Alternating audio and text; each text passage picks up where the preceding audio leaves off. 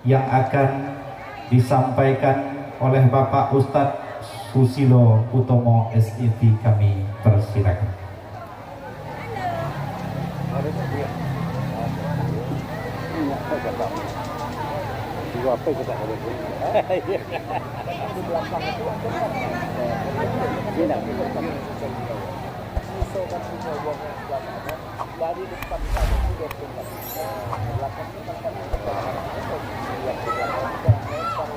Jazallah Sayyidina Muhammadan wa khairan jazallah Sayyidina Muhammadan wa alihi.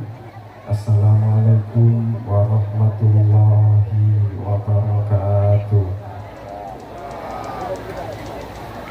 Anak Jember mencari balam, balam dicari di balik papan.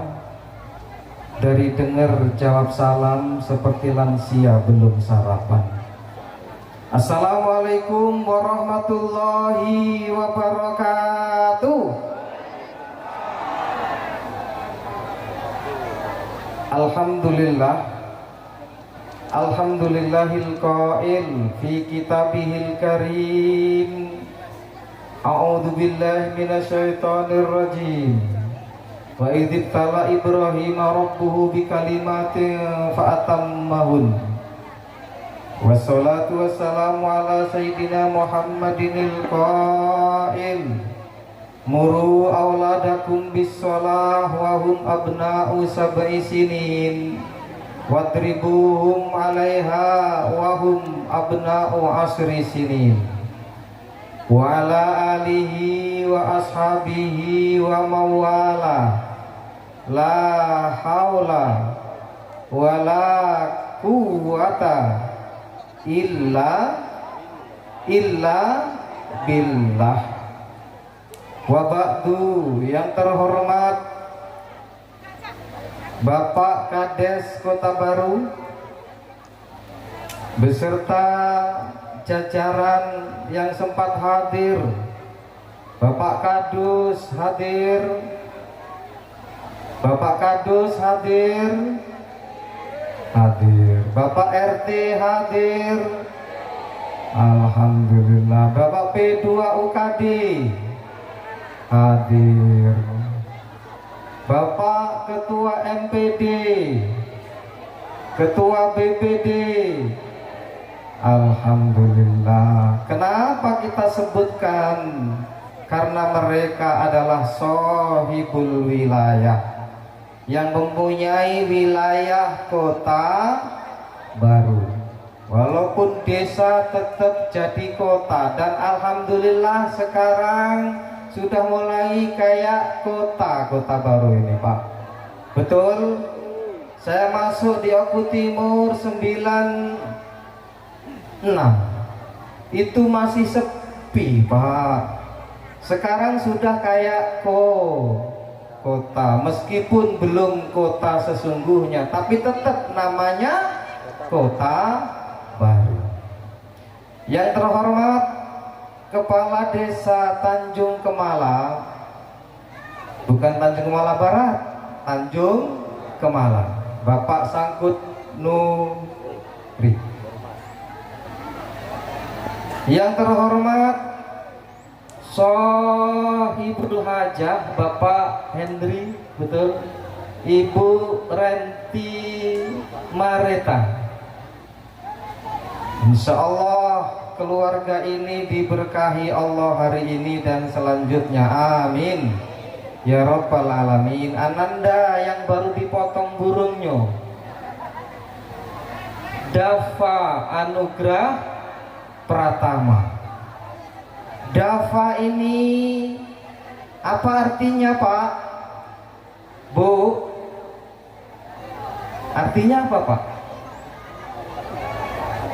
Pak Hendri, artinya apa Dava? Loh, nggak ngerti, Pak. Dava ini Dava'a, yang artinya menjunjung tinggi, membimbing, mengarahkan. Bagus apa bagus? Bagus.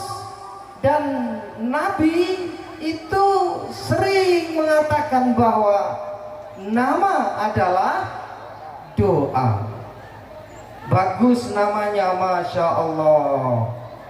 Yang menjunjung tinggi nama keluarga sebagai anugerah yang utama. Insya Allah besarnya nanti akan menjadi seorang yang seperti arti dari namanya. Amin ya Rabbal Alamin. Makanya Bapak Ibu beri nama itu yang baik. Ini enggak namanya Cikra, namanya Tulkiem. Apa artinya? Coba dia, Reza Alif Kodim. Apa artinya Pak? Pak Reza, apa artinya Pak? Reza itu bahasa Arab Pak.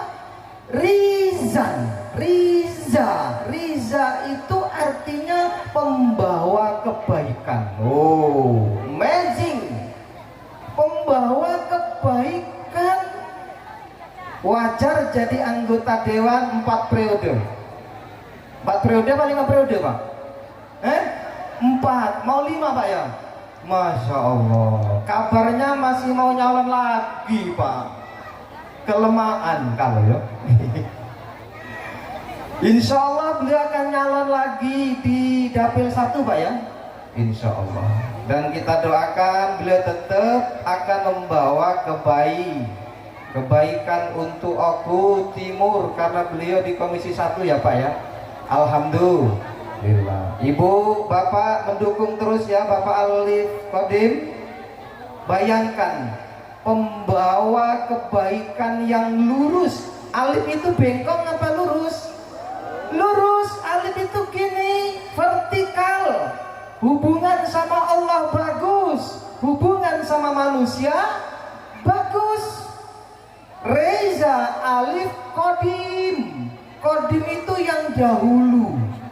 Bisa diartikan sebagai asma Allah, tetapi bukan maksudnya namanya asma Allah, tapi hanya pelengkap dari bahwa beliau didoakan oleh keluarganya, dari bapaknya, yaitu seorang yang membawa kebaikan terus-menerus berhubungan dengan Allah dan juga horizontal kepada manusia, dan itu sebagai pendahulu atau meneruskan pendahulunya, insya Allah. Yang terhormat Bapak Dewi, yang beliau ini dari tahun 2000 kenal saya Pak. Kalau ingat beliau itu ingat apa Pak Bu? Oh, ingat sapi.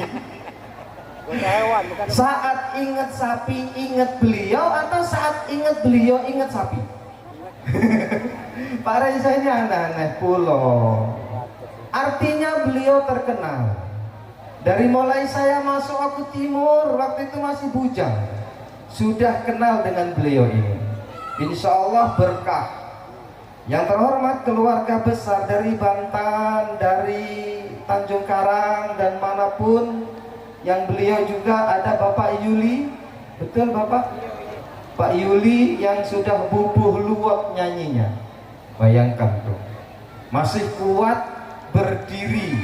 Alhamdulillah. Hanya saja tadi anak cucunya kurang tanggap, cuman 2 yang nyawer. Harusnya semua tuh cucunya nyawer. Kalau anaknya 10, satu orang nyawer 100, sudah berapa Bu? Ceto. Kalau cucunya 20, 100 berapa Bu? Ceto. Dan berapa tadi Pak? Bagi-bagi Pak.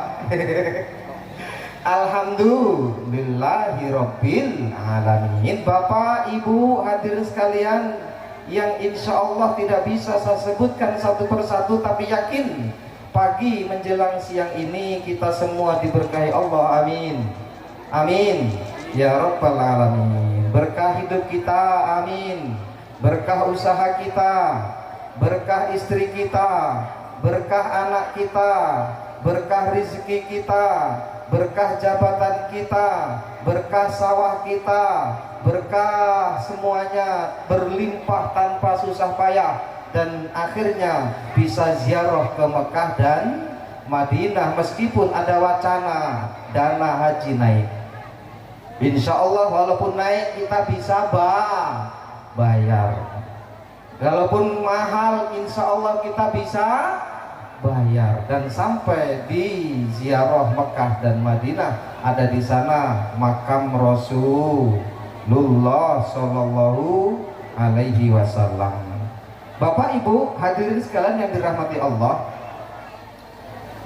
khitan itu hukumnya adalah sunnah. Al khitanu sunnatun wa mukramatun lin nisa wa sunnatun lirrijal. Bahwa khitan itu hukumnya sunnah kata Rasulullah. Hadis ini diriwayatkan oleh Imam Ahmad. Sunnah untuk laki-laki dan kemuliaan untuk perempuan. Bu, kemuliaan untuk perempuan. Ibu dulu dihitan apa enggak, Bu? Dihitan? Alhamdulillah. Ternyata wanita juga dihitan, tapi di daerah kita ini enggak jadi sebuah kebiasaan atau tradisi dibesar-besarkan. Kalau khitannya laki-laki dibesar-besarkan, kalau khitannya perempuan nggak dibesar-besarkan. Ini di wilayah Martapura. Tapi saya pernah lama di desa Kota Napal, Sungai Selatan, Lampung Utara. Itu ada pesta seperti ini yang dikhitankan adalah anak perempuan. Kenapa anak perempuan dihitan mukromatun? Sebagai kemuliaan. Kenapa kemuliaan? Ternyata diteliti Bapak Ibu di dalam ilmu kedokteran, perempuan yang gak dihitan maka syahwatnya akan liar. Bahaya apa bahaya kalau syahwatnya liar? Bahaya apa bahaya, Bu? Bahaya. Berapa banyak laki-laki menggugat cerai kepada wanitanya di media sosial gara-gara wanitanya minta 7 kali dalam sehari. Mati coy. Kenapa? Barangkali itunya enggak dikhitan. Masya Allah, na'udzubillah, thumma na'udzubillah. Tetapi juga tidak boleh, kata ilmu kedokteran, wanita dipotong itunya terlalu dipotong. Kalau terlalu dipotong, syahwatnya akan hilang. Kalau hilang juga bahaya. Maka dilukai minal jarohah. Kalau dalam ilmu fikihnya minal jarohah. Apa jarohah? Dilukai. Yang dilukai apanya? Bapak-bapak nggak usah bayangkan, cukup dokter yang tahu mana yang dilukai.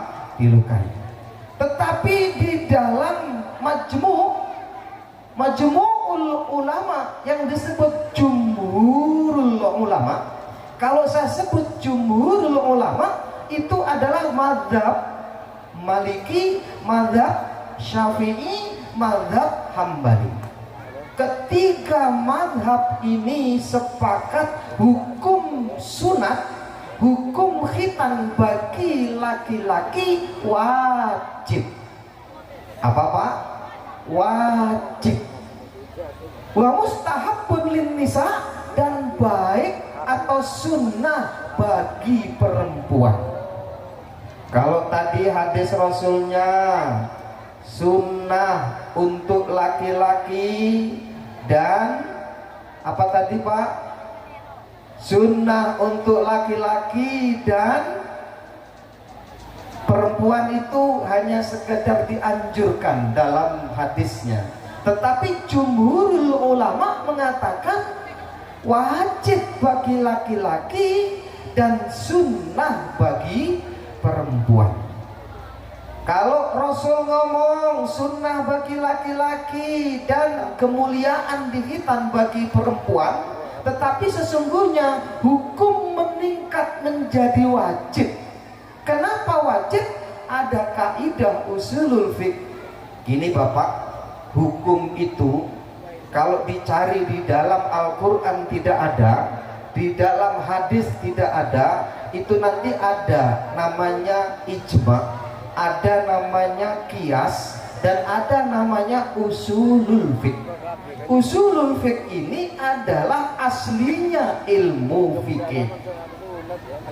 Apa di situ yang mendasari kenapa jumhurul ulama menjadikan hukum khitan wajib? Lil wasaili hukmul maqasid. Wasilah itu dihukumi hukum wajib. Kalau yang wasilahnya ini nggak ada, kewajiban menjadi nggak terselenggara, maka wasilah ini akan menjadi wajib. Kenapa kok demikian? Bapak, Ibu, selama kita jadi anak dulu, kemudian kita diperintahkan orang tua untuk naik ke loteng. Selamat datang Bapak. Untuk sampai ke loteng kita perlu tangga. Walaupun tangga tidak ada perintahnya untuk mencarinya, maka tangga jadi wajib. Kenapa tangga jadi wajib? Karena nggak mungkin sampai ke loteng tanpa adanya tangga. Perintahnya bukan mencari tangga, tapi perintahnya naik ke loteng. Perintahnya agar sholatnya ini bersih, dan tidak mungkin laki-laki itu bersih kecuali senapan AK-46 ujungnya itu dipotong, Pak. Kalau nggak dipotong itu masih ada kotorannya. Kalau masih ada kotorannya, maka tidak akan sah sholatnya. Makanya jumhurul ulama mewajibkan hukum khitan, karena kalau enggak khitan laki-laki tidak bisa bersih. Misal kok ada anak begitu lahir sudah dikhitan dari dalam rahim, maka dia tidak ada kewajiban untuk khitan lagi. Karena inti dari khitan maksuduhu adalah bersih, suci saat melakukan perintah Allah Subhanahu wa ta'ala. Bapak Henry dan Ibu, tugasnya bukan hanya selesai sampai di sini. Kenapa? Setelah anak dikhitan itu harus diperintahkan untuk sholat. Muru auladakum bis-shalah. Ajarkan, perintahkan kepada anak-anak kalian untuk sholat. Wahum abna'u sab'i sinin, saat mereka usia 7 tahun. Wadribuhum alaiha wahum abna'u asyri sinin, dan pukul mereka saat diperintahkan untuk sholat tidak berangkat. Kapan? Saat usia anak kita 10 tahun. Usia 7 tahun diperintahkan sholat, kemudian dia nggak menjalankan sampai usia 10 tahun, maka orang tua wajib untuk memukulnya. Tetapi memukul di sini ulama berbeda pendapat, memukul fisik atau memukul omongan. Lalu ada ulama yang juga bersepakat bahwa boleh memukul fisik asalkan tidak berbahaya. Tetapi yang lebih dahsyat adalah memukul pakai omongan. Dan itu saya memilih memukul pakai omongan, Pak. Saya punya anak 3, Pak Reza, tapi laki-laki galau. Kalau Pak Reza betino galau. Anda belum beruntung. Anak saya nomor 2 usia 10 tahun kelas 5 itu pernah asar itu nggak sholat, Pak. Karena saking asiknya main, begitu maghrib saya bilang sama dia, hai anakku, kalau sampai besok terulang kembali kamu nggak sholat, berhenti kamu jadi anakku dan pergi dari rumah. Kira-kira berani nggak Pak begini, Pak? Berani nggak Pak? Berani nggak Bu? Berat. Ternyata kalau dipukul pakai penggaris mungkin anak malah jujur dendam dengan kita. Tapi begitu pakai omongan, berhenti kamu jadi anak saya, pergi kalau kamu nggak sholat. Kenapa? Karena sholat adalah tiang agama, dan tiang agama itu harus tegakkan terus. Dan siapa yang meninggalkan sholat berarti seakan sedang menghancurkan agama. Kita tidur bersama orang yang menghancurkan agama. Kita bersebelahan hidup dengan orang yang menghancurkan agama. Siapa? Yaitu orang yang tidak menjalankan, yang tidak mendirikan sholat, Pak. Makanya Pak Henry, tugas jenengan nggak selesai hanya hitan ini, tapi setelah ini ada tugas yang luar biasa. Apa? Memerintahkan anak untuk sholat. Keberhasilan orang tua bukan bisa menyekolahkan anak tinggi-tinggi. Keberhasilan orang tua bukan menyiapkan anak untuk ini dan itu, mobil Pajero dan lain sebagainya. Tapi keberhasilan anak sesungguhnya bagaimana anak bisa beribadah kepada Allah Subhanahu wa Ta'ala yang nanti bakal kita terima sebagai orang tuanya, yang disebut waladun soleh yad'ulah, yaitu anak soleh yang kita tinggalkan saat kita sudah berbaring di alam kubur. Saat itu tidak ada lagi penolong kecuali 3, yang salah satunya adalah doa anak yang soleh. Bagaimana mereka berdoa kalau enggak sholat, bukan soleh. Bagaimana mereka mau benar doanya kalau enggak sholat? Dengan sholatnya anak kita, walaupun dia enggak berdoa, Allah maghfirli dzunubi wali walidayya warhamhuma kama rabbayani shaghira, otomatis amalan anak ini saat jenengan dikubur akan terus mengalir. Kenapa terus mengalir? Karena secara otomatis amalan kebaikan anak kita akan mengalir saat kita sudah berbaring di kuburan. Kita mati enggak Pak? Kita mati enggak Bu? Pak Presiden mati enggak? Pak Menteri mati enggak? Pak Gubernur, Pak Bupati, anggota Dewan, Pak Lurah, Pak Kades mati kalau Pak RT mati, Pak Ustadz mati terakhir.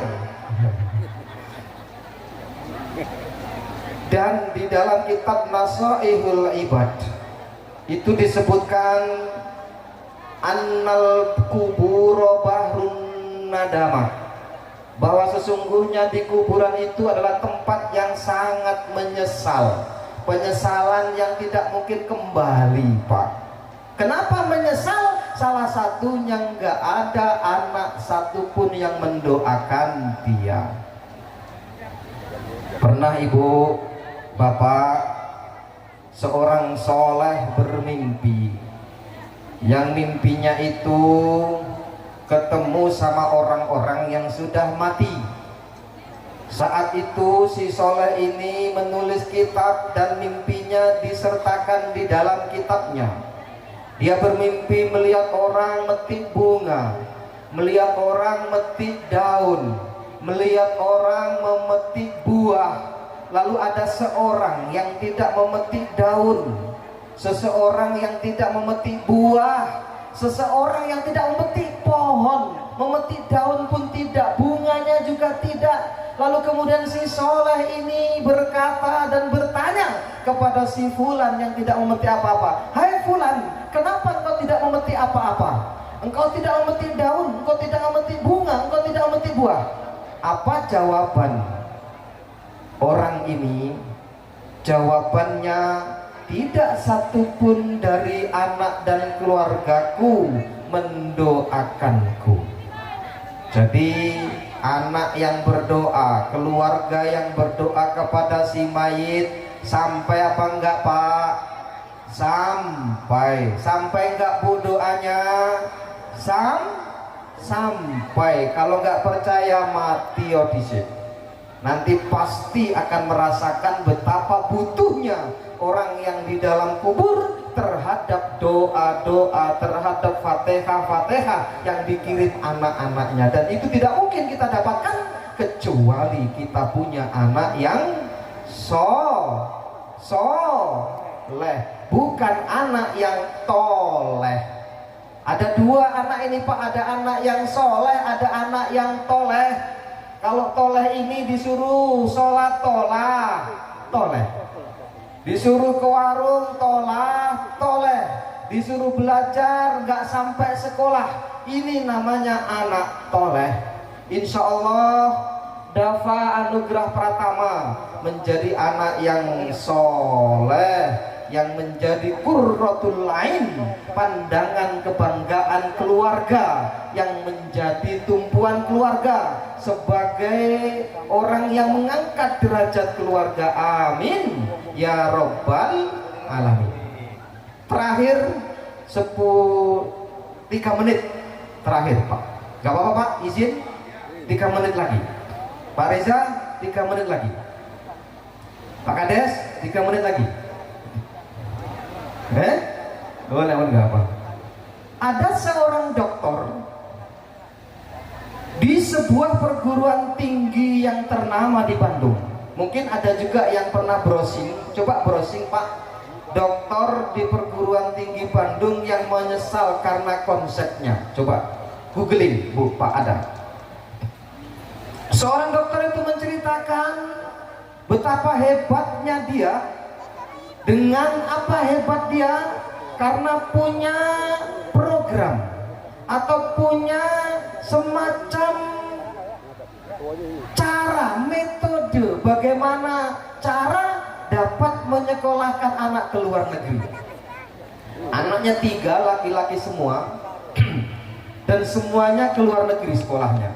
Yang satu di Amerika, yang satu di Australia, yang satu di Inggris. Hebat enggak? Padahal ini dokter bukan orang kaya, padahal ini dokter bukan orang hebat, orang biasa saja.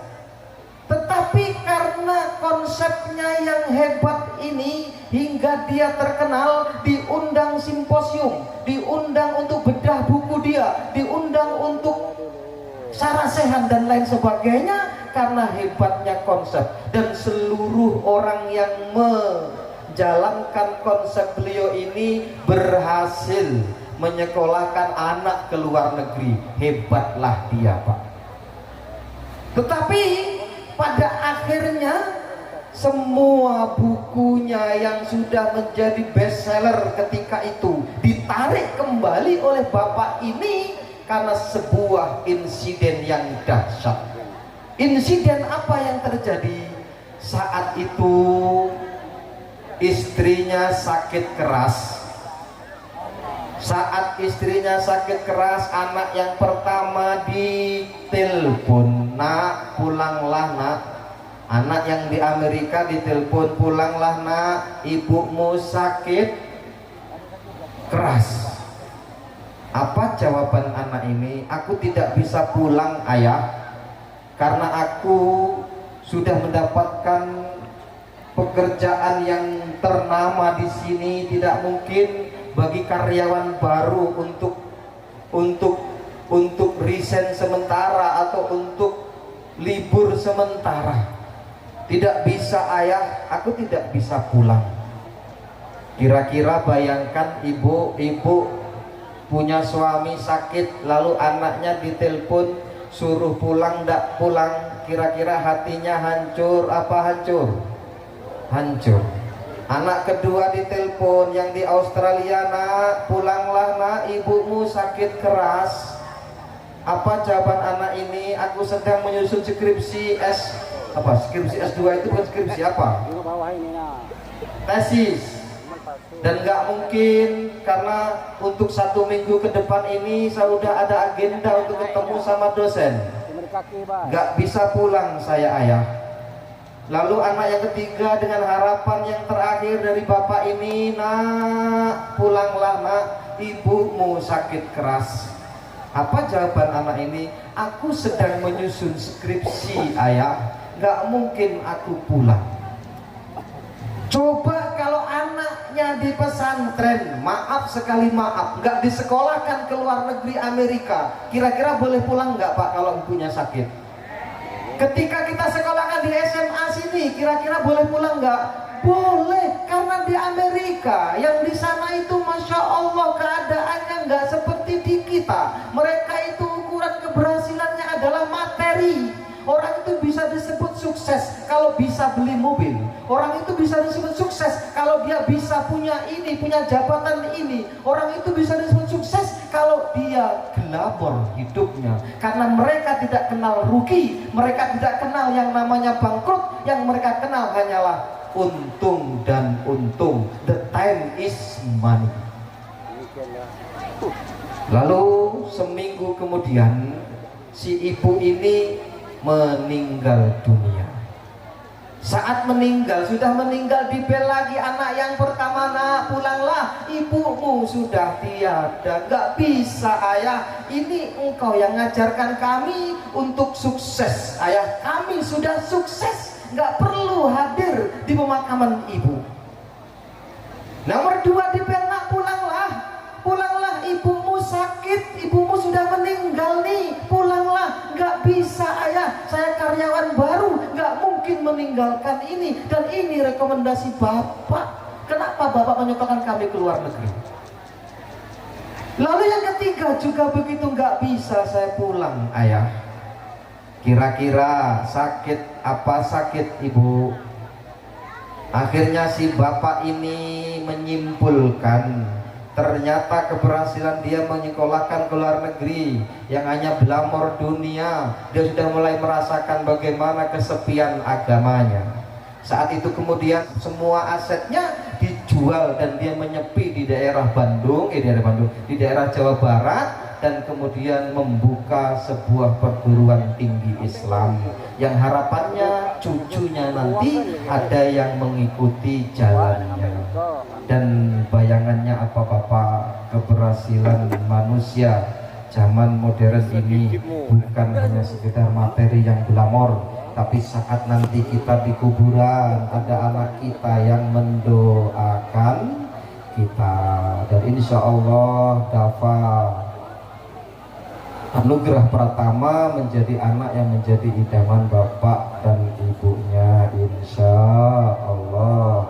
Amin ya robbal alamin. Ini saja yang bisa saya sampaikan, kurang lebihnya mohon maaf. Alhamdulillah, wallahu bisawab, wallahu muwaffiq ila aqwamit thoriq. Wassalamualaikum warahmatullahi wabarakatuh.